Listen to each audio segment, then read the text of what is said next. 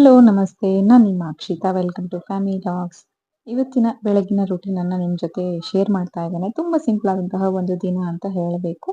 Carrot juice ಮಾಡ್ಕೊಳ್ಳೋದಕ್ಕೆ ಅಂತ ಹೇಳಿ ಒಂದು ಕ್ಯಾರೆಟನ್ನು ಕಟ್ ಮಾಡಿ ಬಾಯ್ಲ್ ಮಾಡೋದಕ್ಕೆ ಇಟ್ಟಿದ್ದೇನೆ. ನಾರ್ಮಲ್ ಆಗಿ ಕುಕ್ ಮಾಡಲ್ಲ ನಾನು, ಬಟ್ ಆರುಷ್ಗೆ ಅದನ್ನು ಕುಕ್ ಮಾಡಿ ಗ್ರೈಂಡ್ ಮಾಡಿದರೆ ಚೆನ್ನಾಗಿ ಅವನು ಕುಡಿತಾನೆ. ಅಂದರೆ ಮಿಲ್ಕ್ ಶೇಕ್ ಥರ ಮಾಡ್ತೇನೆ. ಹಾಗಾಗಿ ಕ್ಯಾರೆಟನ್ನು ಇವತ್ತು ಕುಕ್ ಆಗೋದಕ್ಕೆ ಇಟ್ಟಿದ್ದೇನೆ. ಹಾಗೆ ಬೀಟ್ರೂಟ್ ಹಾಕಿ ಇಡ್ಲಿ ಮಾಡ್ತಾ ಇದ್ದೇನೆ. ಇಡ್ಲಿ ಬ್ಯಾಟರ್ ನಿನ್ನೆ ರಾತ್ರಿನೇ ರೆಡಿ ಮಾಡಿ ಇಟ್ಕೊಂಡಿದ್ದೆ. ಇವತ್ತು ಅದಕ್ಕೆ ಸ್ವಲ್ಪ ಉಪ್ಪು ಹಾಕಿ ಮತ್ತೆ grind ಮಾಡ್ಕೊಂಡಿರುವಂತಹ beetroot ಪೇಸ್ಟನ್ನು add ಮಾಡ್ಕೊಳ್ತೇನೆ.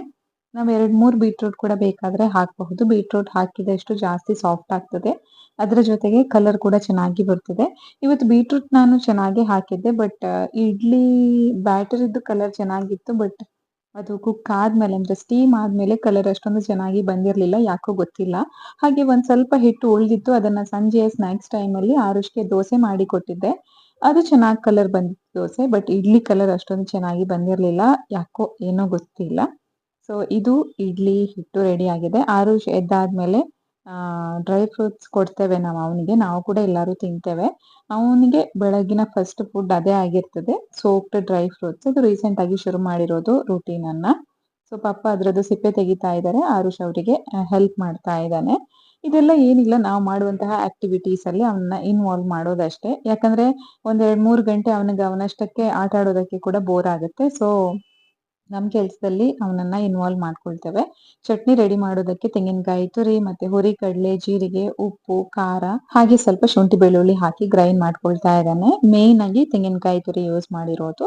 And Arush ಹೆಚ್ಚಿನ ಹೊತ್ತು ಅವನಷ್ಟಕ್ಕೆ ಅವನೇ ಆಟ ಆಡ್ತಾನೆ. ಏನಾದ್ರೂ ಒಂದು ಆಕ್ಟಿವಿಟಿ ಮಾಡ್ತಾ ಇರ್ತಾನೆ, ಅಥವಾ ಏನಾದ್ರೂ ಒಂದು ಟಾಯ್ಸ್ ಇಟ್ಕೊಂಡು ಆಟ ಆಡ್ತಾ ಇರ್ತಾನೆ. ಇವಾಗ ಆಲ್ಮೋಸ್ಟ್ 3 ವರ್ಷ ಕಂಪ್ಲೀಟ್ ಆಗ್ತಾ ಬರ್ತಿದೆ. ಈ ಏಜ್ಗೆ ನಾರ್ಮಲ್ ಆಗಿ ಮಕ್ಕಳು ಅವರಷ್ಟಕ್ಕೆ ಅವರು ಕುತ್ಕೊಂಡು ಆಟ ಆಡೋದನ್ನ ಶುರು ಮಾಡಿರ್ತಾರೆ. ಅಟ್ಲೀಸ್ಟ್ ಒಂದು ಅರ್ಧ ಮುಕ್ಕಾಲು ಗಂಟೆ ಅವರಷ್ಟಕ್ಕೆ ಅವ್ರು ಇರ್ತಾರೆ. ಮತ್ತೆ ನಾವು ಒಂದ್ ಸ್ವಲ್ಪ ಹೊತ್ತು ಹೋಗಿ ಅವ್ರ ಹತ್ರ ಮಾತಾಡಿ ಎಲ್ಲ ಬಂದ್ರೆ ಮತ್ತೆ ಅವ್ರದ್ದು ಆಟವನ್ನ ಶುರು ಮಾಡ್ತಾರೆ. ಆ ಏಜ್ ಅಲ್ಲಿ ಇರ್ತಾರಲ್ವಾ, ಟೋಡ್ಲರ್ಸ್ ಅಂದ್ರೆ ಆ ತರನೇ. ಅಂದ್ರೆ 1 ವರ್ಷದಲ್ಲಿ ಶುರು ಮಾಡ್ಲಿಲ್ಲ ಅಂದ್ರೂ 1-2 ವರ್ಷ, 2.5 ವರ್ಷ ಆದ್ಮೇಲೆ ಈ ತರ ಅವ್ರದ್ದು ಆಕ್ಟಿವಿಟಿಯನ್ನ ಶುರು ಮಾಡ್ಕೊಂಡಿರ್ತಾರೆ. ಮತ್ತೆ ನಾವು ಅವರನ್ನ ಸ್ವಲ್ಪ ಫ್ರೀ ಆಗಿ ಬಿಡ್ಬೇಕು. ಅಂದ್ರೆ ಅವರೇ ಥಿಂಕ್ ಮಾಡಿ, ಯೋಚನೆ ಮಾಡಿ, ಅವ್ರಿಗೆ ಬೇಕಾದ ಹಾಗೆ ಪ್ಲೇಸ್ ಸೆಟ್ ಮಾಡಿ ಆಟ ಆಡುವ ಹಾಗೆ. ಇಲ್ಲಿ ಅವನು ಚೇರ್ ಬೇರೆ ಕಡೆ ಹಾಕೊಂಡು ಕುತ್ಕೊಂಡಿದ್ದ ಫಸ್ಟ್. ಮತ್ತೆ ಅವನಿಗೆ ಅದು ಟಾಯ್ಸ್ ಎಲ್ಲ ರೀಚ್ ಆಗೋದಕ್ಕೆ ದೂರ ಆಗ್ತದೆ ಅಂತ ಗೊತ್ತಾದಾಗ ಅವನೇ ಹತ್ರ ಹೋಗಿ ಕುತ್ಕೊಳ್ತಾನೆ. ಸೊ ಈ ತರ ಅವರಿಗೆ ಅವರಷ್ಟಕ್ಕೆ ಅವರು ಯೋಚನೆ ಮಾಡಿ ಆಟ ಆಡೋದಕ್ಕೆ ನಾವೇ ಎನ್ಕರೇಜ್ ಮಾಡಬೇಕು. ಆವಾಗ ಅವರಿಗೆ ಆಟ ಆಡೋದಕ್ಕೆ ಕೂಡ ಇಷ್ಟ ಆಗುತ್ತೆ. ಮತ್ತೆ ಅವ್ರದ್ದು ಕ್ರಿಯೇಟಿವಿಟಿ, ಆ ಥರ ಐಡಿಯಾಸ್ ಎಲ್ಲ ಜಾಸ್ತಿ ಮಾಡೋದಕ್ಕೆ ಅವರಿಗೆ ಹೆಲ್ಪ್ ಆಗುತ್ತೆ. ಸೊ ಚಿಕ್ಕವರಿರುವಾಗ ನಾವೆಲ್ಲದಕ್ಕೂ ಹಾಗೆ ಮಾಡಬೇಡಿ, ಹೀಗೆ ಮಾಡಬೇಡಿ, ಗೈಡ್ ಮಾಡ್ತಾ ಇರ್ತೇವೆ. ಅಲ್ಲಿ ಕುತ್ಕೊಳ್ಳಿ, ಇಲ್ಲಿ ಕುತ್ಕೊಳ್ಳಿ, ಆವಾಗ ಅದು ನಿಮಗೆ ರೀಚ್ ಆಗ್ತೀರಿ, ನಿಮಗೆ ತೆಗಿಯೋದಕ್ಕಾಗುತ್ತೆ. ಅದನ್ನ ಚಿಕ್ಕವರಿರುವಾಗ ನಾವು ಹೇಳ್ತೇವೆ, ಬಟ್ ಇವಾಗ ನಾವು ಅಷ್ಟು ಹೇಳ್ಬೇಕಂತಿಲ್ಲ. ತುಂಬಾ ವಿಷಯಗಳು ಅವ್ರಾಗ ಅವರಿಗೆ ಗೊತ್ತಾಗತ್ತೆ. ಸೊ ನಾನಿಲ್ಲಿ ಇಡ್ಲಿ ಮಾಡ್ತಾ ಇದ್ದೇನೆ, ಅವನು ಪ್ಯಾರಲಲ್ ಆಗಿ ಅವನಷ್ಟಕ್ಕೆ ಅವನು ಕೆಲಸ ಮಾಡ್ತಾ ಇರ್ತಾನೆ, ಸಾರಿ ಆಟ ಆಡ್ತಾ ಇರ್ತಾನೆ. ಅಂಡ್ ಇನ್ನೊಂದು ಕಡೆ ನಮ್ಮ ಪಪ್ಪ ಏನಾದ್ರು ತರಕಾರಿ ಎಲ್ಲ ಕಟ್ ಮಾಡಿದ್ರೆ ಅದನ್ನ ಮಾಡಿ ನನಗೆ ಕೊಡ್ತಾ ಇರ್ತಾರೆ. ಸೊ ನಾನು ಕುಕ್ ಮಾಡ್ತೇನೆ.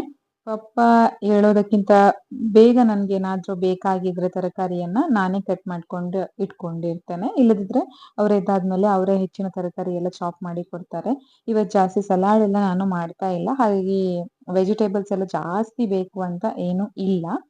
ಇನ್ನು ಇದನ್ನ ಸ್ಟೀಮ್ ಮಾಡ್ಕೊಳ್ಳೋದು ನಾರ್ಮಲ್ ಇಡ್ಲಿ ತರನೇ 15 ನಿಮಿಷ ಅಥವಾ 20 ನಿಮಿಷ, ನಾವು ಹೇಗೆ ಎಷ್ಟು ಹೊತ್ತು ಸ್ಟೀಮ್ ಮಾಡ್ಕೊಳ್ತೇವೆ ಅಷ್ಟು ಹೊತ್ತು ಸ್ಟೀಮ್ ಮಾಡ್ಕೊಂಡ್ರೆ ಆಯ್ತು. ಚಟ್ನಿ ಗ್ರೈಂಡ್ ಆಗಿದೆ. ನಾನಿವತ್ತು ಸ್ವಲ್ಪ ತೆಳ್ಳಗೆ ಮಾಡ್ಕೊಳ್ಳುವ ಅಂತ ಇದ್ದೆ. ಸೊ ಸಾಲ್ಟ್ ಕೂಡ ಸ್ವಲ್ಪ ಜಾಸ್ತಿ ಬೇಕಾಗ್ತದೆ ನಾರ್ಮಲಿಗೆ ಕಂಪೇರ್ ಮಾಡಿದ್ರೆ, ಯಾಕಂದ್ರೆ ನಾವು ನೀರು ಜಾಸ್ತಿ ಹಾಕ್ತೀವಲ್ವಾ. ಅಂಡ್ ಒಗ್ಗರಣೆಗೆ ಸಿಂಪಲ್ ಆಗಿ ಸಾಸಿವೆ ಮತ್ತೆ ಕರಿಬೇವಿನ ಎಲೆ, ಅದರ ಜೊತೆಗೆ ಸ್ವಲ್ಪ ತೆಂಗಿನ ಎಣ್ಣೆ. ಎಣ್ಣೆ ಎಲ್ಲ ನಾನು ತುಂಬಾ ಕಡಿಮೆ ಯೂಸ್ ಮಾಡೋದು. ಅಂಡ್ ಚಟ್ನಿಗೆ ತುಂಬಾ ಅಪರೂಪಕ್ಕೊಮ್ಮೆ ಯೂಸ್ ಮಾಡೋದು. ಸೊ ಇವತ್ತು ಒಗ್ಗರಣೆ ಹಾಕೊಂಡಿದ್ದೇನೆ. ಅಪರೂಪಕ್ಕೊಮ್ಮೆ ಟೇಸ್ಟ್ ಡಿಫ್ರೆಂಟ್ ಆಗಿದ್ರೆ ಖುಷಿ ಆಗುತ್ತಲ್ವಾ ಅಂತ ಹೇಳಿ. ಅಂಡ್ ಆ ಆಕ್ಟಿವಿಟಿ ಬಿಟ್ಟು ನಮ್ಮ ಆರುಷ್ ಇಲ್ಲಿಗೆ ಬಂದಿದ್ದಾನೆ. ಇದು ಅವನಿಗೆ ತುಂಬಾ ಇಷ್ಟ ಆಗುವಂತಹ ಒಂದು ಲರ್ನಿಂಗ್ ಟಾಯ್. ಅವನು 1 ವರ್ಷ ಇರುವಾಗ ನಾವು ತಗೊಂಡಿದ್ದು ಅನ್ಸುತ್ತೆ. ಇವಾಗ ಕೂಡ ಅದನ್ನ ಚೆನ್ನಾಗಿ ಯೂಸ್ ಮಾಡ್ತಾನೆ. ಅಂಡ್ ಇವಾಗ ಟಕ ಟಕ ಟಕ ಅಂತ ಯೂಸ್ ಮಾಡ್ತಾನೆ ಫಾಸ್ಟ್ ಆಗಿ. ಅರೇಂಜ್ ಐ ಮೀನ್ ಸಾರ್ಟ್ ಮಾಡ್ತಾನೆ. 3 ವರ್ಷ ಆಗುವಾಗ ತಗೊಳ್ಳೋದು ಅಷ್ಟೊಂದು ಯೂಸ್ ಆಗ್ತದೆ ಅಂತ ನನ್ಗನ್ಸೋದಿಲ್ಲ. ಬಟ್ ನಾವು ಮೊದ್ಲೇ ತಗೊಂಡಿದ್ರೆ ಅದನ್ನ ಚೆನ್ನಾಗಿ ಯೂಸ್ ಮಾಡೋದಕ್ಕಾಗತ್ತೆ. 1.5 ವರ್ಷ, 1 ವರ್ಷ ಈ ತರ ಮಕ್ಳಿದ್ರೆ ನಾವು ಆರಾಮಾಗಿ ಇದನ್ನ ತಗೊಳ್ಬಹುದು. ನಾರ್ಮಲ್ ಆಗಿ ನಾನು ಇಡ್ಲಿ ಅಥವಾ ಪುಂಡಿ ಮಾಡುವಾಗ ಅದ್ರ ಪಾತ್ರೆ ಯೂಸ್ ಮಾಡಿ ಅವ್ನು ಕೂಡ ಆಟ ಆಡ್ತಾನೆ ಪ್ಯಾರಲಲ್ ಆಗಿ ಅಥವಾ ಮತ್ತೆ ಒಂದ್ ಸ್ವಲ್ಪ ಹೊತ್ತಾದ್ಮೇಲೆ. ಬಟ್ ಇವತ್ತು ಅವನಿಗೆ ಅದ್ರದ್ದು ಪ್ಲೇಟ್ ಬೇಕಂತೆ ಮತ್ತೆ ಇಡ್ಲಿ ಮಾಡುವಂತಹ ಪಾತ್ರೆ ಬೇಕಂತೆ. ಸೊ ರಿಕ್ವೆಸ್ಟ್ ಮಾಡ್ತಿದ್ದ. ಆಕ್ಚುಲಿ ನಾನು ಆಲ್ರೆಡಿ ಸ್ಟೀಮ್ ಮಾಡೋದಕ್ಕೆ ಇಟ್ಟಿದ್ದೆ. ಹಾಗೆ ಯಾವಾಗ್ಲೇ ಅವನಿಗೆ ಕೊಡುವ ಹಾಗೆ ಇಲ್ಲ. ಆದ್ರೆ ಸ್ವಲ್ಪ ಬೇಜಾರಲ್ಲಿದ್ದ. ಅಂದ್ರೆ ನನ್ಗೆ ಅದು ಬೇಕು ಅಂತ ಹೇಳಿ. ಸೊ ಇಡ್ಲಿ ಸ್ಟೀಮ್ ಆದ್ಮೇಲೆ ನಾನು ಕೊಡ್ತೇನೆ ಅಲ್ಲಿವರೆಗೆ ಇದ್ರಲ್ಲಿ ಆಡ್ಕೋ ಅಂತ ಹೇಳಿದೆ. ಸೊ ಅದ್ರ ಪ್ರಕಾರ ಪಾಪ ಆಡ್ತಾ ಇದ್ದಾನೆ. ಅಂದ್ರೆ ತುಂಬಾ ಹಠ ಅಂತ ಮಾಡೋದಿಲ್ಲ, ಅರ್ಥ ಮಾಡ್ಕೊಳ್ತಾನೆ. ಇವಾಗ ಏಜ್ ಅಂದ್ರೆ ಸ್ವಲ್ಪ ಅರ್ಥ ಮಾಡ್ಕೊಳ್ಳುವಂತಹ ಏಜ್ ಅಲ್ವಾ? ಸೊ ಅರ್ಥ ಮಾಡ್ಕೊಳ್ತಾನೆ. ಓಕೆ ಅಮ್ಮಂದ್ ಇನ್ನೂ ಆಗ್ಲಿಲ್ಲ ಅಂತ ಹೇಳಿ.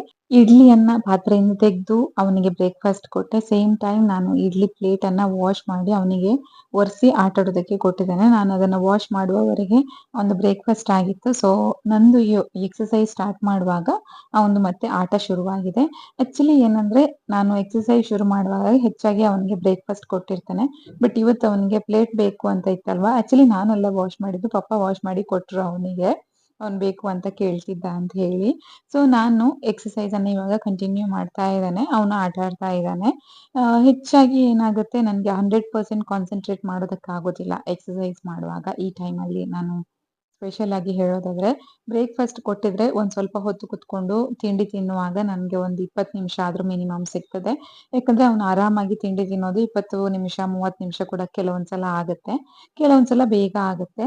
ಅಂಡ್ ಪಪ್ಪ ಕೂಡ ಸೇಮ್ ಟೈಮ್ ತಿಂಡಿ ತಿಂತಾರೆ. ಹಾಗೆ ಅವರಿಬ್ರು ಒಟ್ಟಿಗೆ ಕುತ್ಕೊಂಡು ತಿಂಡಿ ತಿಂತಾರೆ. ಆವಾಗ ನನ್ಗೆ ಆರಾಮಾಗಿ ಸ್ವಲ್ಪ ಹೊತ್ತು ಎಕ್ಸರ್ಸೈಸ್ ಮಾಡ್ಕೊಳ್ಳೋದಕ್ಕಾಗತ್ತೆ. ಬಟ್ ಅದು 100% ಅಂತ ಹೇಳೋದಕ್ಕಾಗೋದಿಲ್ಲ. ಯಾಕಂದ್ರೆ ಮಧ್ಯೆ ಮಧ್ಯೆ ಬಂದು ಏನಾದ್ರು ಕೇಳ್ತಾನೆ, ಏನಾದ್ರು ಹೇಳ್ತಾನೆ. ಆ ತರ ಎಲ್ಲ ಇರುತ್ತೆ. ಸೊ ಅದಕ್ಕೆಲ್ಲ ನಾನು ಸ್ವಲ್ಪ ಅಡ್ಜಸ್ಟ್ ಆಗ್ಬೇಕಾಗ್ತದೆ. ನಾನು ಮೊದ್ಲೆಲ್ಲ ಅದೇ ರೀಸನ್ ಅಂತ ಇಟ್ಕೊಂಡು ನಾನು ಯಾವತ್ತೂ ಎಕ್ಸರ್ಸೈಸ್ ಮಾಡೋದಕ್ಕೆ ಹೋಗ್ತಿರ್ಲಿಲ್ಲ ಈ ಟೈಮಲ್ಲಿ. ಯಾಕಂದ್ರೆ ಅವನು ಎಚ್ಚರ ಇರ್ತಾನೆ ಅದು ಇದು ಅಂತ ಹೇಳಿ. ಬಟ್ ಇವಾಗ ಅವನು ಬೆಳೆದಿದ್ದಾನೆ. ಅವನಿಗೆ ಕೂಡ ಕೆಲವೊಂದು ಅರ್ಥ ಆಗುತ್ತೆ ನಾನು ಹೇಳೋದು, ನಾನು ಏನ್ ಕನ್ವೆ ಮಾಡ್ತಾ ಇದ್ದೇನೆ. ಅವನು ಅದನ್ನ ಪ್ರತಿ ಸಲ ಅಲ್ಲದಿದ್ರೂನುವೆ ನಾನೊಂದು 5 ಟೈಮ್ಸ್ ಹೇಳುವಾಗ ಅಟ್ ಲೀಸ್ಟ್ 3 ಟೈಮ್ಸ್ ಅವನಿಗೆ ಅರ್ಥ ಆಗಿರ್ತದೆ. 2 ಟೈಮ್ಸ್ ಡಿಸ್ಟರ್ಬ್ ಮಾಡಿರ್ತಾನೆ. ಅದು ಪರವಾಗಿಲ್ಲ. ಅಂಡ್ ನಾನು ಇವತ್ತು ಹಾಕಿರುವಂತಹ ಕ್ಲಿಪ್ಸ್ ಅಲ್ಲಿ ಅವನದು ಹೆಚ್ಚಿನ ಡಿಸ್ಟರ್ಬೆನ್ಸೇ ಇರುತ್ತೆ. ಸೊ ನಾನು ಎಕ್ಸರ್ಸೈಸ್ ಮಾಡುವಾಗ ವಾರದಲ್ಲಿ 5 ದಿನ, 6 ದಿನ ಮಾಡಿದ್ರೆ 3 ದಿನ ಡಿಸ್ಟರ್ಬೆನ್ಸ್ ಇರುತ್ತೆ. 3 ದಿನ ಆರಾಮಾಗಿರ್ತದೆ. ಸೊ ಆ ತರ ಅದು ನನ್ಗೆ ಫುಲ್ ಫ್ರೀಯಾಗಿ ಮಾಡೋದಕ್ಕೆ ಆಗ್ತದಂತ ಕೂಡ ಹೇಳೋದಕ್ಕಾಗೋದಿಲ್ಲ. ಅಥವಾ ನನ್ಗೆ ಅವನು ಪ್ರತಿದಿನ ಡಿಸ್ಟರ್ಬ್ ಮಾಡ್ತಾನೆ ಅಂತ ಕೂಡ ನಾನು ಹೇಳೋದಿಲ್ಲ. ಬಟ್ ನಾನು ಎಲ್ಲದಕ್ಕೂ ರೆಡಿ ಆಗಿರ್ಬೇಕು. ಸೊ ಇಂತಹ ಒಂದು ಸಿಚುವೇಶನ್ ಅಲ್ಲಿ ಕೂಡ ನಾವು ಎಕ್ಸರ್ಸೈಸ್ ಮಾಡಬಹುದು. ಆಕ್ಚುಲಿ ಅಮ್ಮಂದ್ರು ನಾವು ತುಂಬಾ ಸಲ ಏನ್ ಅನ್ಕೊಳ್ತೇವೆ, ನಮ್ಗೆ ಟೈಮ್ ಇಲ್ಲ, ಅದಿಲ್ಲ, ಇದಿಲ್ಲ, ಮಕ್ಳಿದಾರೆ ಅವ್ರನ್ನ ನೋಡ್ಕೋಬೇಕು ಅಂತ ಎಲ್ಲ ಯೋಚನೆ ಮಾಡಿರ್ತೇವೆ. ನಾವು ಒಂದು ರೂಟೀನ್ ಅನ್ನ ಸ್ಟಾರ್ಟ್ ಮಾಡಿದ್ರೆ ಸ್ಲೋಲಿ ಮಕ್ಕಳು ಅದಕ್ಕೆ ಸೆಟ್ ಆಗ್ತಾರೆ. ತುಂಬಾ ಚಿಕ್ಕ ಮಕ್ಕಳಾಗಿದ್ರೆ ಅಂದ್ರೆ ಇವಾಗ ನಮ್ಮ ಆರುಷ್ ಇದ್ದಾನೆ. ಮೇ ಬಿ 3 ಇಯರ್ಸ್ ಬಿಲೋ ಅಂತ ಇರುವಾಗ ಪಾಪ ಅವರಿಗೆ ಎಲ್ಲವೂ ಅರ್ಥ ಆಗೋದಿಲ್ಲ. ಅವಾಗ ನಾವು ಕೆಲವೊಂದು ಸಿಚುವೇಶನ್‌ಗೆ ನಾವು ಅಡ್ಜಸ್ಟ್ ಮಾಡ್ಕೊಳ್ಬೇಕಾಗ್ತದೆ. 100% ನಮ್ಗೆ ಕೊಡೋದಕ್ಕೆ ಆಗದೇ ಇರಬಹುದು. ಆದ್ರೆ something is better then nothing ಅಲ್ವಾ? ಸೊ ನಮ್ಗೇನಾದ್ರೂ ಒಂದು ರೂಟೀನ್ ಅನ್ನ, ಹೊಸ ಕೆಲ್ಸ ಅಥವಾ ಏನೋ ಒಂದು ಹೊಸ ರೂಟೀನ್ ಅನ್ನ ಶುರು ಮಾಡ್ಬೇಕು ಅಂತ ಇದ್ದಾಗ ಈ ಟೈಮಲ್ಲಿ ನಾವು ಆರಾಮಾಗಿ ಶುರು ಮಾಡ್ಕೋಬಹುದು. ಅಂದ್ರೆ ಮಕ್ಕಳು ಒಂದು ಅರ್ಥ ಮಾಡ್ಕೊಳ್ಳುವಂತ ಏಜ್‌ಗೆ ಬೆಳ್ದಾದ್ಮೇಲೆ. ಸೊ ಇದನ್ನೆಲ್ಲ ನಾನು ರೀಸೆಂಟ್ ಆಗಿ ಸ್ಟಾರ್ಟ್ ಮಾಡಿದ್ದು. ಅಂಡ್ ಅವನಿಗೆ ನನ್ನ ಪಕ್ಕನೆ ಇರಬೇಕು ಅಂತ ಇರುವಾಗ ನಾನು ಅವನಿಗೆ ಬೇಕಾದ ಹಾಗೆ ಕೂತ್ಕೊಂಡಿರ್ತೇನೆ. ಅಂದ್ರೆ ಎಕ್ಸರ್ಸೈಸ್ ಸ್ಟಾಪ್ ಮಾಡೋದಿಲ್ಲ. ಬಟ್ ನಾನು ಸುಮ್ನೆ ಒಂದು ಹಾಗೆ ಐಸ್ ಕ್ಲೋಸ್ ಮಾಡಿ ಕೂತ್ಕೊಳ್ಳೋದು ಅಥವಾ ಏನಾದ್ರೂ ಒಂದು ಈಸಿಲಿ ಮಾಡುವಂತಹ ಸ್ಟ್ರೆಚಸ್ ಮಾಡೋದು ಆ ತರ ನಾನು ಮಾಡ್ತೇನೆ. ಸೊ ದಟ್ ಅವನಿಗೆ ಒಂದು ಅರ್ಥ ಆಗುತ್ತೆ. ಓಕೆ ಅಮ್ಮ ಎಕ್ಸರ್ಸೈಸ್ ಮಾಡ್ತಾ ಇದ್ದಾರೆ, ನಾನ್ ಜಾಸ್ತಿ ಅವ್ರ ಹತ್ರ ಹೋಗ್ಬಾರ್ದು ಅಂತ ಅವನಿಗೆ ಅರ್ಥ ಆಗತ್ತೆ. ಅಂಡ್ ನಾನ್ ಕೂಡ ಓಕೆ ಇವ್ನು ಬಂದ, ನಾನು ಇಲ್ಲಿಗೆ ಸ್ಟಾಪ್ ಮಾಡ್ತೇನೆ, ನಾನು ಎದ್ದು ಹೋಗ್ತೇನೆ ಅಂತ ಶುರು ಮಾಡಿದ್ರೆ ನನ್ಗೆ ಕೂಡ ಅದೊಂದು ಎಕ್ಸ್‌ಕ್ಯೂಸ್ ಆಗುತ್ತೆ. ಇದರಿಂದ ನನ್ಗೆ ನನ್ನ ಎಕ್ಸರ್ಸೈಸ್ ಅನ್ನ ಕಂಟಿನ್ಯೂ ಮಾಡ್ಲಿಕ್ಕೆ ಆಗದೆ ಹೋಗಬಹುದು. ಅದಕ್ಕೋಸ್ಕರ ನಾನು ಏನ್ ಮಾಡ್ತೇನೆ, ಅವ್ನು ನನ್ಗೆ ಡಿಸ್ಟ್ರಾಕ್ಟ್ ಮಾಡಿದ್ರುನುವೆ, ಡಿಸ್ಟರ್ಬ್ ಮಾಡಿದ್ರುನುವೆ ನನ್ನ ಎಕ್ಸರ್ಸೈಸ್ ಕಂಟಿನ್ಯೂ ಆಗ್ತಾ ಇದೆ ಅಂತ ಹೇಳಿ ಅವನಿಗೆ ಅರ್ಥ ಆಗ್ಬೇಕು ಅಂತ ಹೇಳಿ ಅದನ್ನ ಕಂಟಿನ್ಯೂ ಮಾಡ್ತಾ ಇರ್ತೇನೆ. ಅಂಡ್ ಅವ್ನ್ ಹತ್ರ ಬರುವಾಗ ಅವನನ್ನ ಕೂಡ ಸ್ವಲ್ಪ ಆಸೆ ಮಾಡೋದು ಆ ತರ ಎಲ್ಲ ಮಾಡ್ತಾ ಇರ್ತೇನೆ. ಅಂಡ್ ಇವತ್ ಮಾತ್ರ ಆ ಮ್ಯಾಟ್ ಅನ್ನ ಕಂಪ್ಲೀಟ್ ಆಗಿ ಅವನೇ ಎಲ್ಲ ವಸ್ತುಗಳನ್ನ ಇಟ್ಟು ಯೂಸ್ ಮಾಡ್ತಿದ್ದ. ಸೊ ನಾನು ಆ ಮ್ಯಾಟ್ ಇಂದ ಹೊರಗಡೆ ಬಂದು ಎಕ್ಸರ್ಸೈಸ್ ಅನ್ನ ಕಂಟಿನ್ಯೂ ಮಾಡಿದೆ. ಅಂಡ್ ನೆಕ್ಸ್ಟ್ ಆಕ್ಟಿವಿಟಿ ಕಂಟಿನ್ಯೂ ಆಗ್ತಾ ಇದೆ. ಪಜಲ್ ಅನ್ನ ಮತ್ತೆ ಎಲ್ಲ ತೆಗೆದು ಅರೇಂಜ್ ಮಾಡ್ತಾ ಇದ್ದಾನೆ.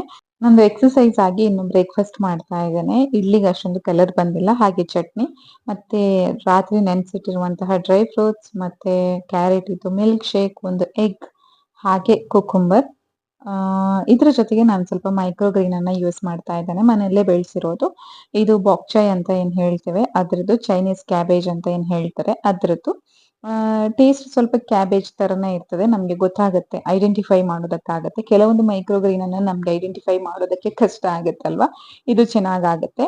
ನಾನು ಇದನ್ನ ಕುಕುಂಬರ್ ಜೊತೆಗೆ ತಿಂದೆ, ಹಾಗೆ ಟೇಸ್ಟ್ ತುಂಬಾ ಚೆನ್ನಾಗಿತ್ತು. ಬಟ್ ನಾವು ಬೇರೆ ತರ ಸ್ಮೂತೀಸ್ ಅಥವಾ ಕೆಲವೊಂದು ಸಲಾಡ್ಸ್ ಜೊತೆಗೆ ತಿಂದ್ರೆ ತುಂಬಾ ಟೇಸ್ಟಿ ಆಗಿರುತ್ತೆ. ಇಷ್ಟೇ ಈ ವ್ಲಾಗ್ ಅನ್ನ ಇಲ್ಲಿಗೆ ಎಂಡ್ ಮಾಡ್ತಾ ಇದ್ದೇನೆ. ಇನ್ನು ನೆಕ್ಸ್ಟ್ ವಿಡಿಯೋದಲ್ಲಿ ಸಿಗ್ತೀನಿ. ಅಲ್ಲಿವರೆಗೆ take care and bye bye.